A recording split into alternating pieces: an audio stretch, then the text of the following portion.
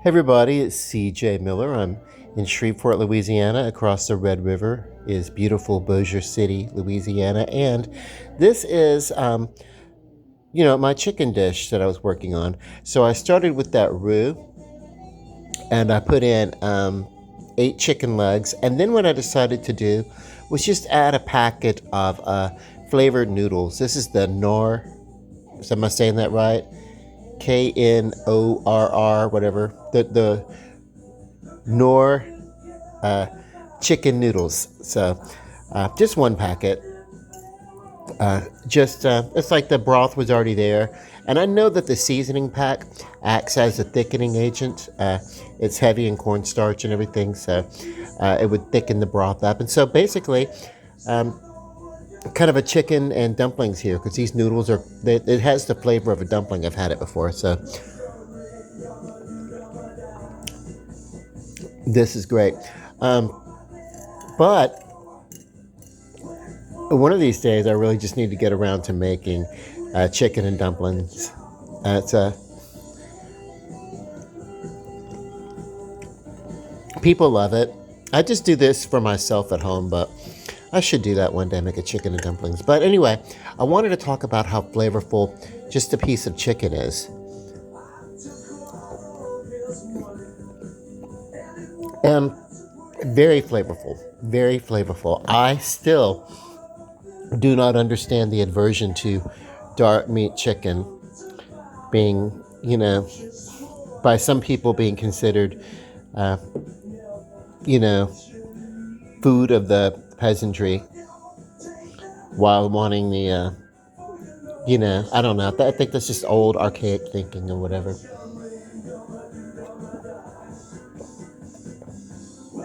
Especially if you've seen the price of chicken in stores these days. Oh my God. Oh, fortunately, I'm happy to report the price of eggs is a little bit closer to what it used to be. It's scaled back.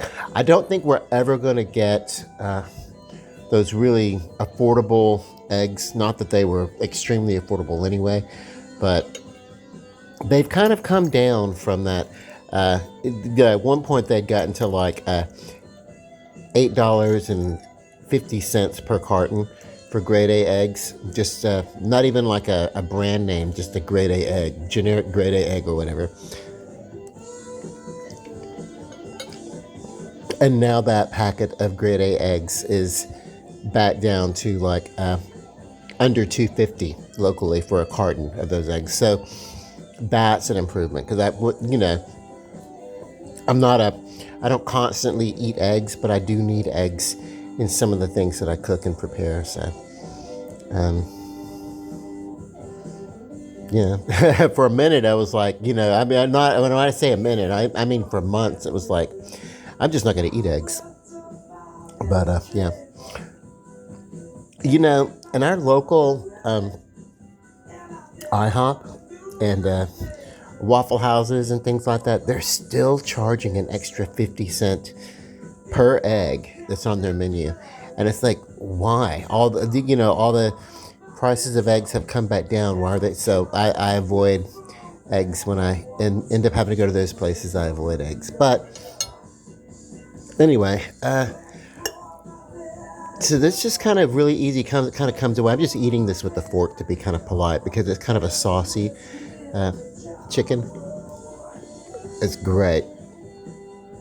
This would have worked with any side. This could have worked with rice. This could have worked with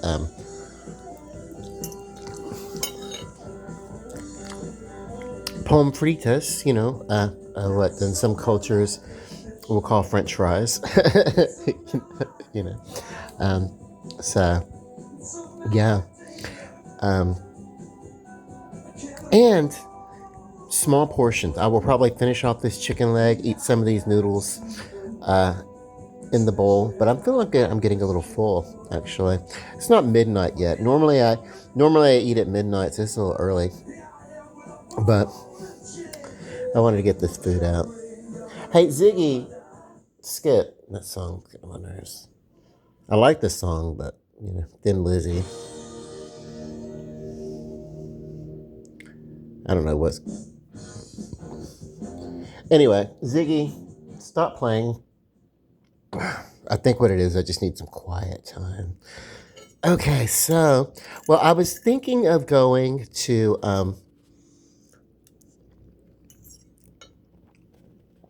there's a concert coming up that I wanted to see in New Orleans. Um, and it was Billy Joel with Stevie Nicks, but I was contemplating going to just see the Stevie Nicks concert coming up in uh, October. I want to say September or October. Anyway, I think in October in Oklahoma City, but the people I was traveling with, maybe we'll be able to go, maybe we won't. There's a lot of things going on, but um, so maybe it's a good thing I've already seen Stevie Nicks in concert, the 24 karat gold tour when she was doing.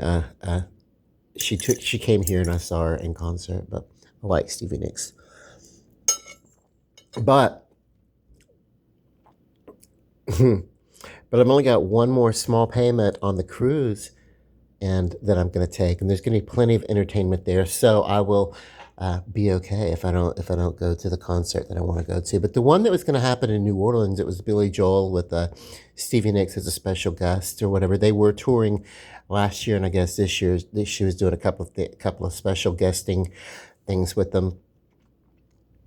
But yeah, he had to cancel. So Billy Joel's. I read, and I don't know, I haven't heard much, but I read that he's got a disorder in the brain or something in his brain, a diagnosis that's requiring him to cancel some tours. So I really hope he'll pull through, and then who knows, maybe they'll tour again. But yeah, who knows? It's sad to think about the greats, as the great people in our lives as they get older. Um, everybody's clock will eventually wind down, and it's just like, wow,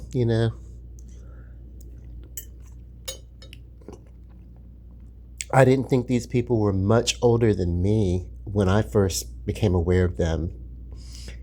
And so it's like some of them are like, it's like, oh my God. So it's like, get a little older, it's kind of like a contest of which one of us is going to get more life? Who's going to live longer? I'm thinking it's not so much about longevity, though. I'm thinking it's more about quality of life.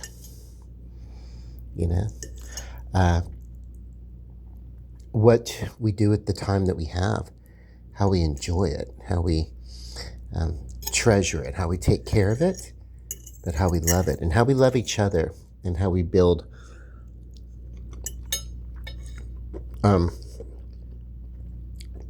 those bridges to each other that are the most important, and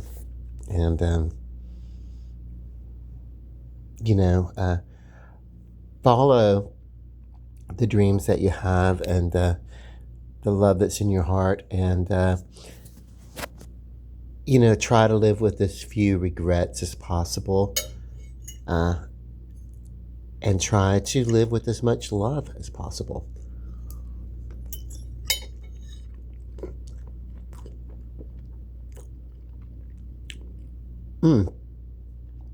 Try to be as healthy as possible, but try to savor every delicious morsel that you can.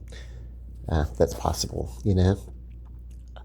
And Coke Zero.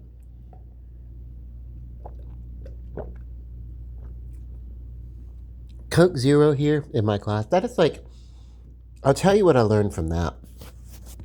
Because I was a diehard, lifelong Coca-Cola person. Multi-generational, raised on Coca-Cola. We were drinking Coca-Cola. Pepsi challenge, be damned. Coca-Cola wins out. However,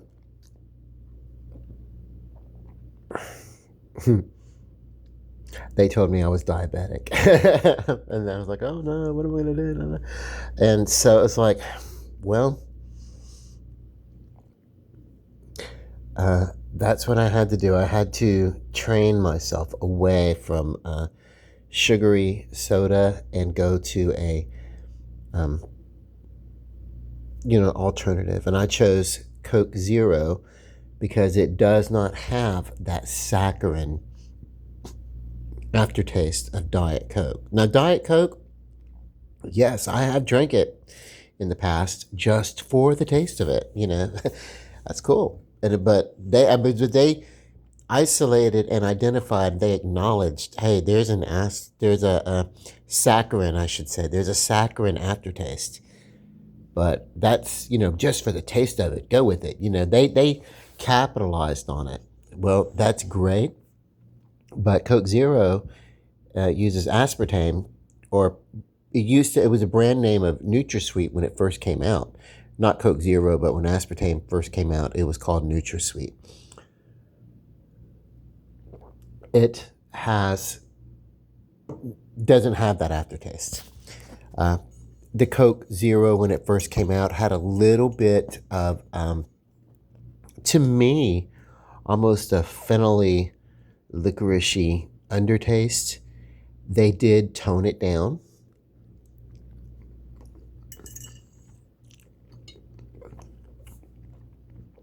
When I first found out they were tweaking the formula a little bit, I was a little like, what the hell? Why? Because I thought they were just going to screw it up the way they did in 1985 or whatever. When but it actually turned out in this case to be an improvement on the flavor because they actually toned it down. Some of those because Coca-Cola is not just a one note flavor. It's a very complicated flavor. It's got lots of little undercurrents. It's got many notes. It's as complicated as any wine you could want to drink. So the only thing it's non-alcoholic until you mix it with alcohol. So Coca-Cola is like a kid's beverage almost at a dinner table. It's like, everybody's imbibing in alcoholic beverages, and you look foolish maybe ordering a Coca-Cola and not maybe not a mature until you think that everybody's just mixing their drinks with Coca-Cola. So whatever, you get over it. Those of you who maybe want to partake in alcohol, but then you really kind of can't because for one reason or another, and maybe you feel left out. You don't have to. By the way, that's another thing.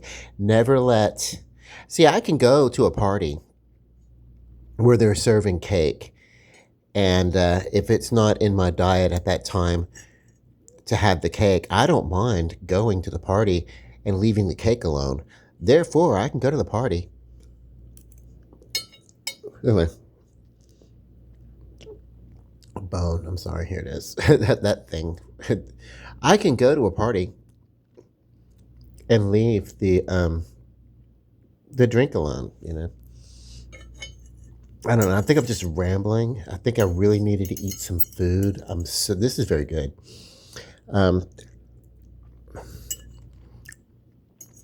It turned out to be not that big of an event because I've actually taken noodles and poured them into a pot where I was cooking down some chicken before. But this time, I'll tell you that roux that I started out with, that mirepoix. Oh, let me go ahead and say this. We hear these terms, Trinity, in Louisiana Cajun cooking, Trinity, and we hear the other term, mirepoix, and that basically means 3 vegetables. It translates into the term 3 vegetables, and it also speaks to a Trinity that, but they use, in the mirepoix, I mostly see it as onion, bell pepper, and carrots in the mirepoix. And then in the Trinity, I instead of carrots, I see a lot of, when it's referenced, I see a lot of celery instead of carrots. I think that may be the only difference. But in most cooking, you end up using all that anyway. So they're okay to use interchangeably. It's perfectly fine. If you want to sound a little sophisticated, use them interchangeably. Know that Trinity specifically does mean uh, 2 parts onion, 1 part bell pepper, uh, and 1 part celery, and mirepoix means simply 3 aromatic vegetables, most typically represented, sometimes referred to as a trinity uh, for the 3, but um, it's the onion, celery. I mean, it's the onion, carrot, and bell pepper, and I don't think there's any specific ratio that I've ever seen for that one. But whatever. Did you go? If you could just see what I do to a chicken bone, man, it is horrible. Um, but hey, like I said, it's very flavorful. When I was a little kid, sometimes I would bite into it like a dog and try to get the marrow out or something. Every once in a while, not all the time, but mainly, I just feel like that's the way you take care of a bone. You don't leave anything on that sucker. Okay, I have really scrounged around enough. Um, Actually, I ate more of these noodles than I thought I was going to. What I just have off to the side, I just kind of garnish it with I went to one side of the plate and garnished with a little bit of basil. No sense in telling you about it now because it's not pretty like it was.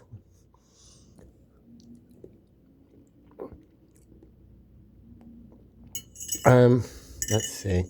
I don't know. I may or may not get over to that crawfish festival, depending upon how I feel. I don't know. Just, you know, I'm dieting, and I'm not going to really be partaking in the food because I'm dieting. So it almost seems like I don't need to pay to go to the event when I'm not going to be eating the food. And it's an event that's about the food, and I love this. I love to go every year, but this is going to be one of these discipline things. It'll help me set money aside for the upcoming cruise, and maybe I don't know that the trip that we're taking for the Stevie Nicks concert in Oklahoma City is full on canceled. It's just there's a lot of things going on, and then maybe we're going to go and maybe we're not. But I just want to have a little money set aside in case we do decide to go. Then the whatever, then I'll be able to get the tickets and uh, the the accommodations and everything, because it's in Oklahoma City, and I would have to. You don't drive that far, see a show, and then turn right around and come back. You've got to stay overnight at least. Get some rest or something. But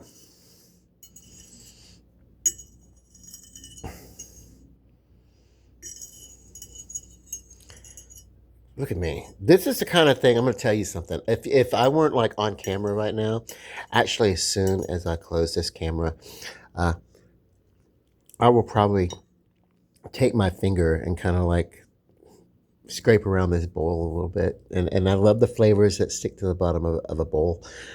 But so don't judge me. But I'll pick this bowl up and lick it. You don't know. It's my dish. I'll do what I want. Um, and, you know, um, so this is really all that I need to eat at any given time. One piece of chicken, maybe a little bit of a side or something like that. But um,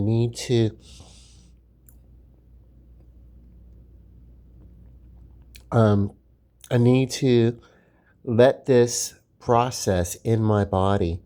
Nutritionally, I need to burn off what I just consumed before I eat some more. And that helps my body efficiently burn the calories that are coming from carbs. And it helps me stay, you know, it helps me feel better, just I don't know. I've just eaten, and now I feel digestive things happening. Like, but God, was this delicious? It really was.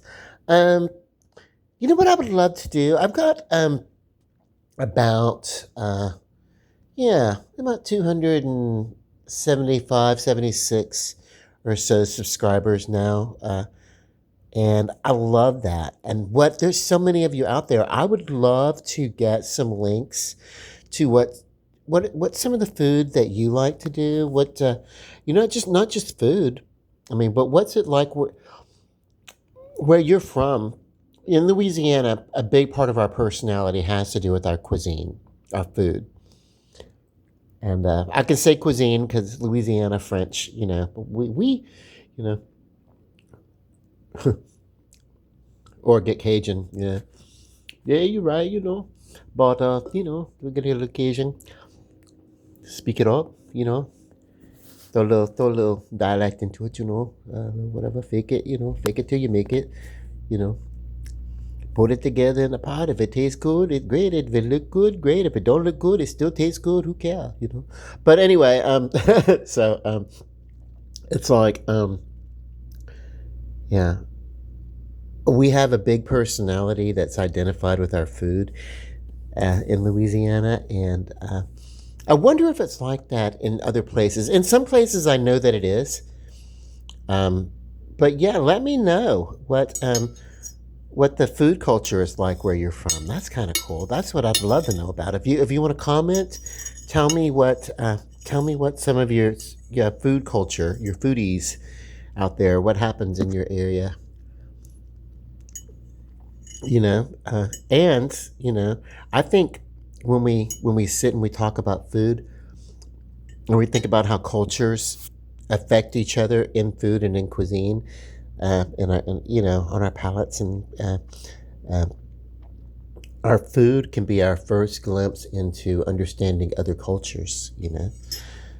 Uh, hey, we're going to make it. We're going to take our. Nobody ever cares about appropriation with food. Now there was this one time. I'm going to tell this story because I think it's utterly ridiculous. I think it's utterly stupid. I may have talked about her before, and I feel bad about the way that I related to this person because it could have been different. I was in my early 20s, and it was when I was in hair school, beauty school, cosmetology, working for that license that I rarely ever used once I got it. Uh,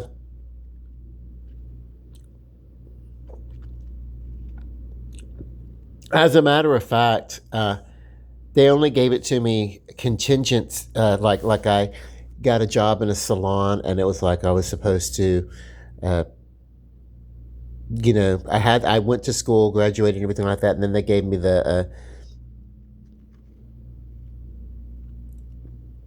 I was still paying down. I was still paying down the school, and they gave me the certificate, the permission to work, uh, though I didn't have actual possession of my license.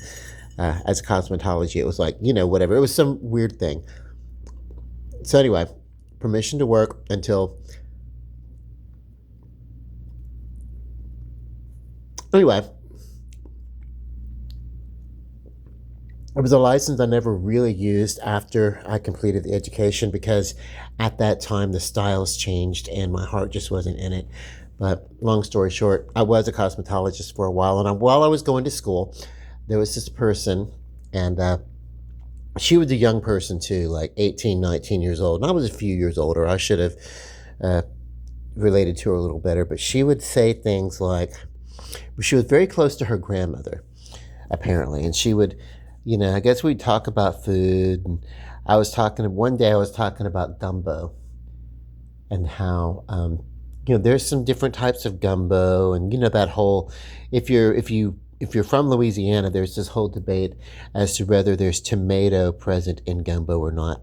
That's not even really the hot issue. The hot issue, because really what it is gumbo. Uh, it's our version of a French bouillabaisse. Uh, which, by the way, this broth that I started out with would have been a great base for a bouillabaisse. As a matter of fact, yesterday I did have some of a very similar broth with fish, but I did the fish wasn't in the broth. I actually had it on the side of the broth and kind of glazed it over, and it was a snapper. But it could have been, if it were a thinner consistency, it would have been a great example of a bouillabaisse. You think of your shrimp gumbo or something like that, seafood gumbos or whatever. Those are kind of bouillabaisse, and they sometimes do have a tomato base. But the real issue is like, well, we here there is an okra base to a lot of the gumbo, and in the absence of gumbo, okra, in the absence of thinly minced okra, you can use ground sassafras, which is known as gumbo filet, or you can use a little bit of fennel, uh, anything like that to give it kind of a twang, that gumbo twang thing. And it's a very similar flavor. It's so weird how that works because you would not think of okra having that being the element that provides a twang because it looks green. It looks like it should taste like a green bean or something like. I don't know, but it does add something to it. And I don't particularly care for large chunks of okra in a gumbo, but if it's finely minced, I think it can work great. But I typically prefer a filet gumbo because I just prefer that. It's a matter of comfort for me. I really just want to take my finger and be, yeah. I really want to, yeah. I really just, yeah. You've heard some people refer to a barbecue sauce as bone sucking sauce. I really want to just get up on that bone right here and just like, okay. But anyway, okay, so this plate is full, so set that over to the side. And these are the plates that I keep sitting on the things that I don't use all the time. I could. It's just why don't I just do something? I just set that over, and then it's more of keeping the table set at a convenient thing, whatever. I just like the way it looks. Anyway, so it's because I worked in restaurants, so I like the way that tables look when they're set and ready to go at any given time. Um, okay, so what was I saying? Oh, yeah. Gumbo. And so I like the filet gumbo. And we were having this conversation at school and we were talking about gumbo, and I was talking about, the gumbo is actually one of the it's an Africanized term for okra. And she just like snapped to it. She's like, well, you don't put okra in gumbo. And if you put okra in gumbo, my grandma would slap your face. And I think I said something to the tune of, if your grandmother slapped my face, I would just slap hers right back. I'm a get and give kind of guy when it comes, and I think I just would have handled it differently. But she was the only person that was like, oh my God, this is food. This is where people come to get to know each other around food and different cultures and everything like that. But but she would come up with these asinine things just from somewhere, you know, like, what was it? I was having some sort of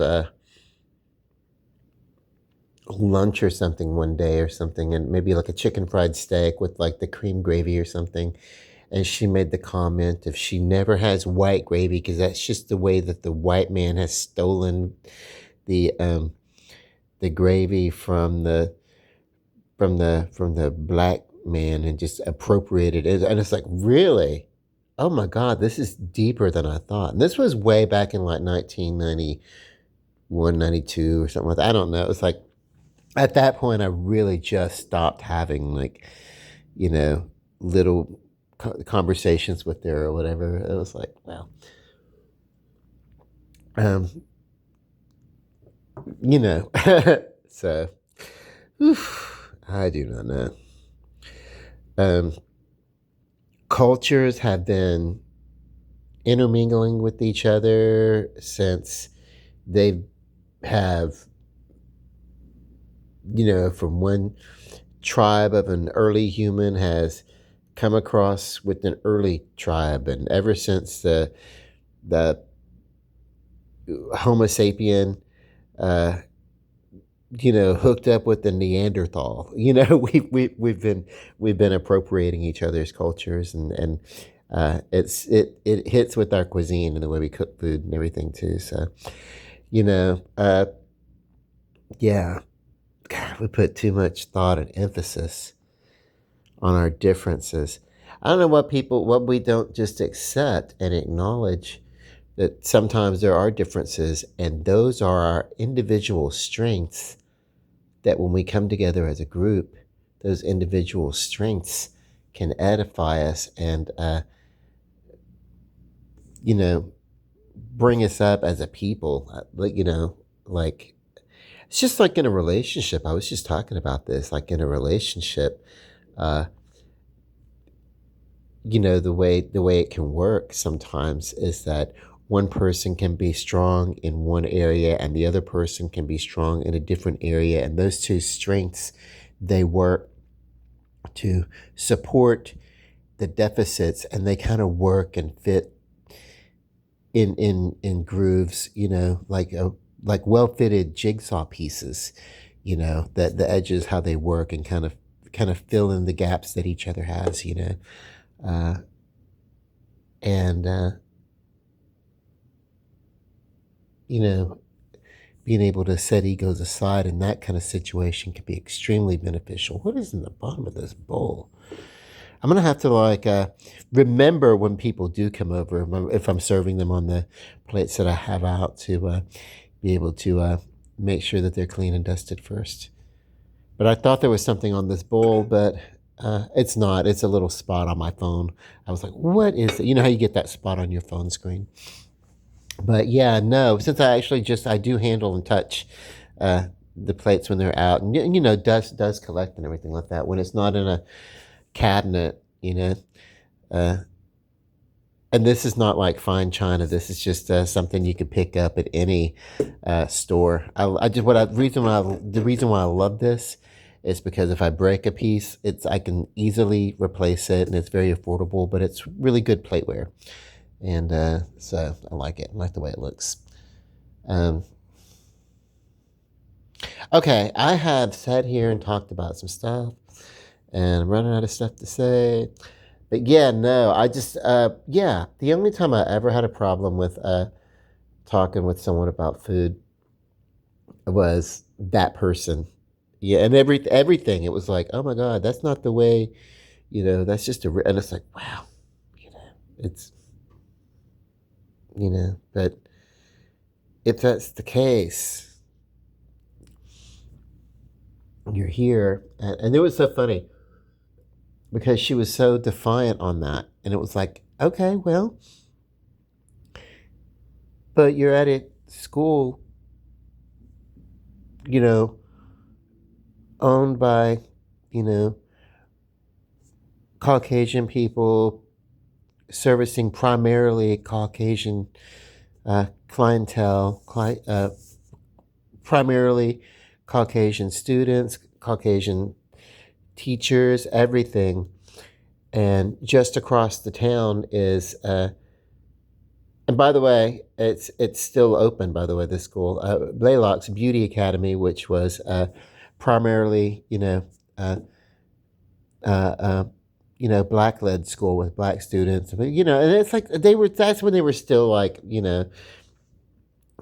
white people do white people's hair and black people do black people's hair and China people do everybody's nails. I don't know, but it's like it was a whole different. I don't know.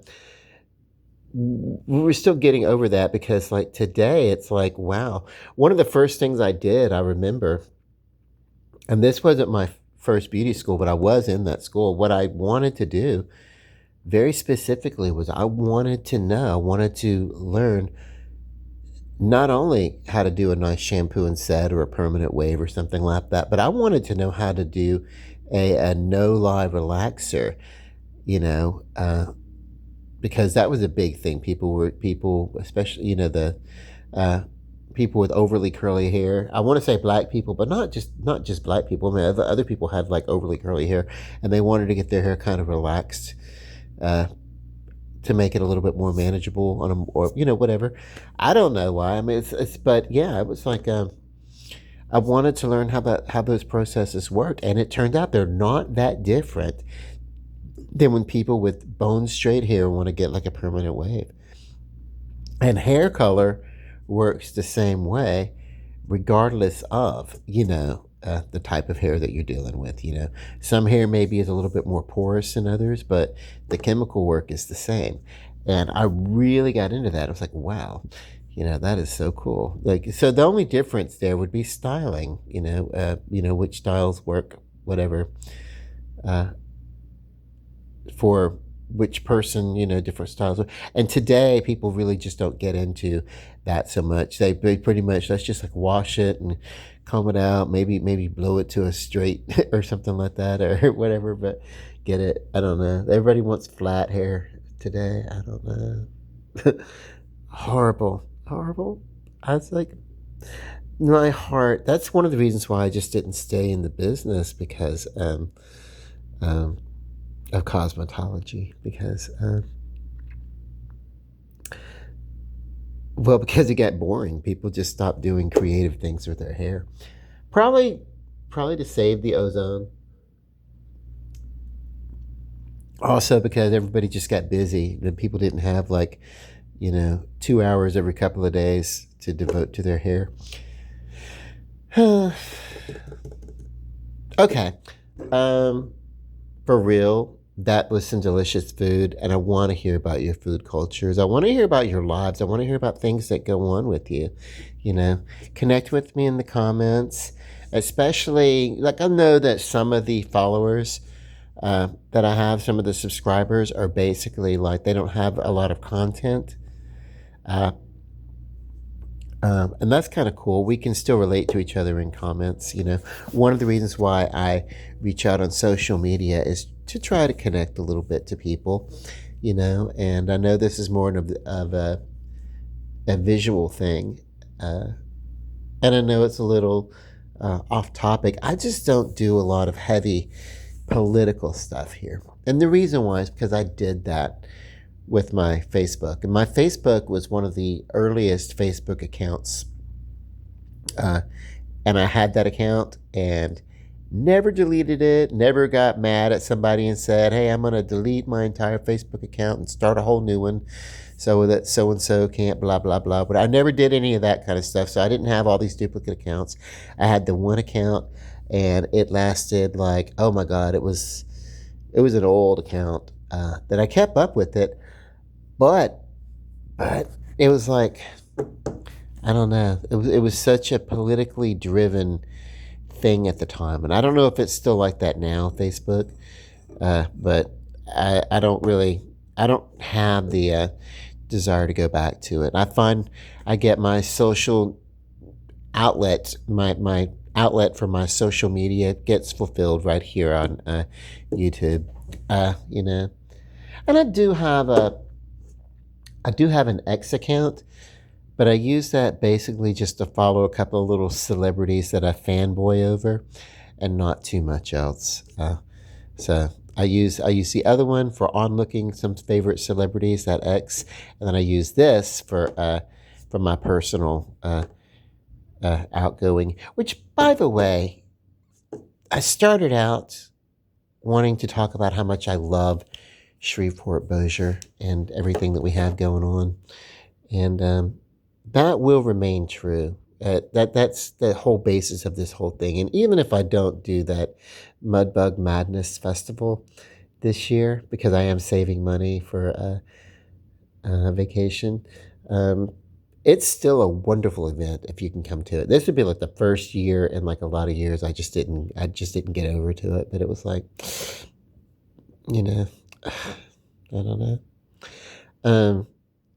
But anyway, love and light, peace, good night.